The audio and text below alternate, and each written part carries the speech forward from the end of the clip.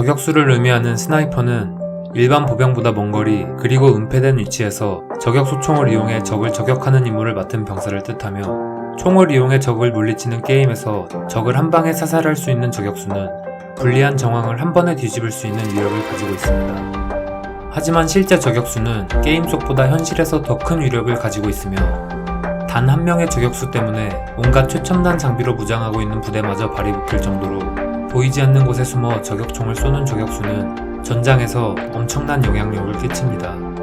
스나이퍼라는 단어는 깍도요라고 불리고 매우 빠르게 날아다니는 새 스나이프를 사냥할 수 있을 만큼 뛰어난 명사수라는 의미로 사용된 것이 스나이퍼라는 단어의 시작이며, 그 전까지 군대에서 명사수를 뜻하던 단어인 샤프슈터 혹은 마크스맨이라는 명사를 대체해 사용되기도 했습니다.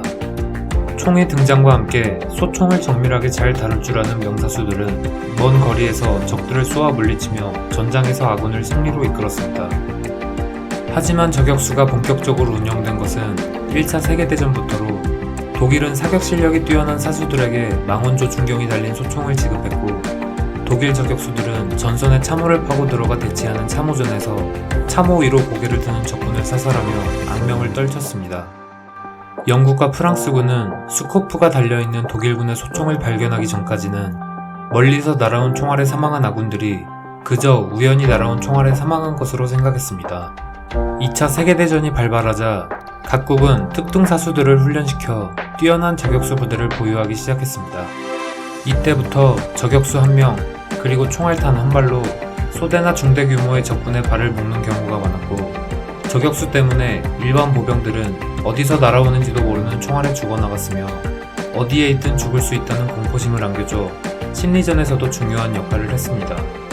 이러한 이유로 저격수들에 대한 증오는 높아져갔고, 저격수들은 포로가 되었을 때 가장 잔혹하게 죽임을 당하는 경우가 많아 포로로 잡힐 것을 대비해 자살용 폭탄을 가지고 있었다고 합니다. 그리고 시간이 지날수록 전장에서 저격수의 역할은 더욱 커졌습니다.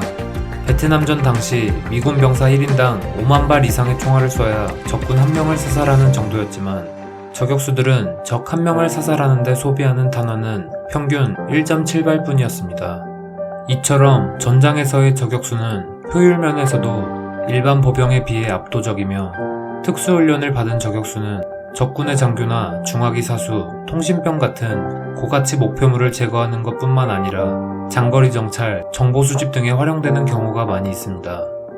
그리고 미국은 아프가니스탄에서 저격수 때문에 발이 묶이는 경우가 종종 있어 저격총의 격발음을 추적해 위치를 알아내는 장비를 개발해 사용하고 있습니다.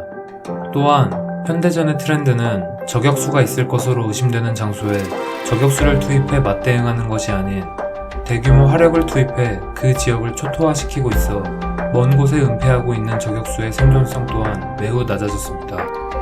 그리고 미군은 적의 저격수에 대응하는 방법만 뛰어난 게 아니라 뛰어난 저격수를 양성하는 것으로 유명한 나라 중 하나입니다. 육군 각 부대의 특동사수들은 전문 스나이퍼가 되기 위해 육군 스나이퍼 스쿨로 입교해 7주간 훈련을 받으며 장거리 정밀 사격뿐 아니라 고급 위장기술, 은폐 이동, 표적 탐지, 독도법, 탄도학, 생존술 등 뛰어난 저격수가 갖추어야 할 것들을 테스트받고 수백 명의 후보생들 중 겨우 2명에서 5명만이 스나이퍼로 선발되고 있습니다. 저격수의 특성상 암살이나 정찰 등의 임무를 맡는 경우가 많기 때문에 엎드려 있는 자세로 수십 시간을 버티고 수백, 수천 미터를 포복으로 이동하거나 불과 4m, 5m를 1시간에 걸쳐 천천히 움직여야 하는 등 극한의 상황 속에서 사격 실력을 제대로 발휘할 수 있는 사람은 그리 많지 않았기에 사격 실력이 아닌 인내력과 체력 때문에 평가에서 탈락한다고 합니다. 이렇게 고도로 훈련된 저격수들은 아군의 든든한 지원군이 되기도 했고 적군에게는 공포의 대상이 됐습니다.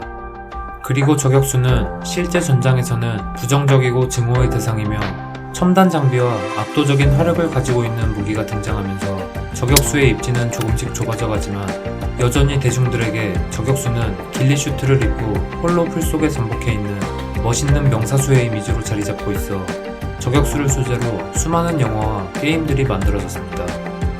클린트 이스트우드 감독, 브래들리 쿠퍼 주연의 아메리칸 스나이퍼, 주드로 주연의 영화 에너미 앳 더 게이트, 마크 월버그 주연의 더블 타겟에서 주인공들이 저격수로 나와 저격수가 겪는 고통과 전쟁의 참혹함을 대중들에게 알렸습니다. 그리고 유명한 FPS 게임에는 스나이퍼 미션이 단골로 등장하며 스나이퍼를 소재로 한 게임 스나이퍼 고스트 워리어와 스나이퍼 엘리트가 만들어져 수많은 게임 팬들에게 저격수에 대한 로망이 현실이 되도록 만들었습니다. 뛰어난 저격수를 많이 양성하고 있는 미국과 캐나다처럼 대한민국의 국군 또한 좋은 저격수를 많이 양성할 수 있기를 바라며 오늘 영상은 여기서 마치겠습니다. 감사합니다.